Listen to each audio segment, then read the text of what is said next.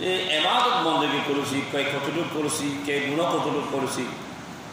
তাহলে বালা করলে তো আলহামদুলিল্লাহ, খারাপ করলে তো আল্লাহর কাছে তওবা করতে হবে, আল্লাহর কাছে ক্ষমা চাইতে হবে। আল্লাহ, এবছর আমার কতটুকু বালা কাটিয়েছি তুমি যারা ব্যবহার কেউ জানো না। আল্লাহ, যদি আমার পাপ হয়ে থাকি, আমি অপরাধ হয়ে থাকি, আমি অপরাধে হয়ে থাকি, আমার পরিবার অপরাধ থাকে, আল্লাহ তুমি আমাকে ক্ষমা করে দিন।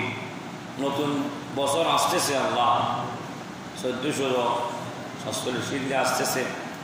তো মাহবুব, সেই বছরও যেন আমাদের জন্য আরবি মাস আমাদের জন্য বালায় হয়, কল্যাণ হয়, হায়াত বৃদ্ধি হয়, রিজিক বৃদ্ধি হয়। তোমার বান্দা হিসেবে যেন তোমার বেশি বেশি বন্দেগী করতে পারি, তোমার হাবিবের উম্মত হিসেবে বেশি বেশি হাবিবের উপর দরুদ পাক তেলাওয়াত করতে পারি। আল্লাহ রাসূলের জামাতি কথা যেন আমাদের উপর রাজি হয়, সেই অনুযায়ী কাজকর্ম করতে পারি।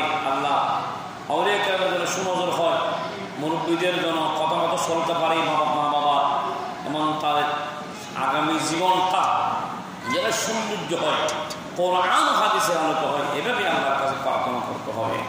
কারণ আমাদের যত আমাদের অতিবাহিত হয়ে গেছে দিন রাত সময়, সেগুলো আল্লাহর কাছে ক্ষমা চাইতে হবে। আল্লাহ, অপরাধ করেছি, ক্ষমা করে দিন, যত ভালো কাজ করেছি তুমি কবুল করে নিন।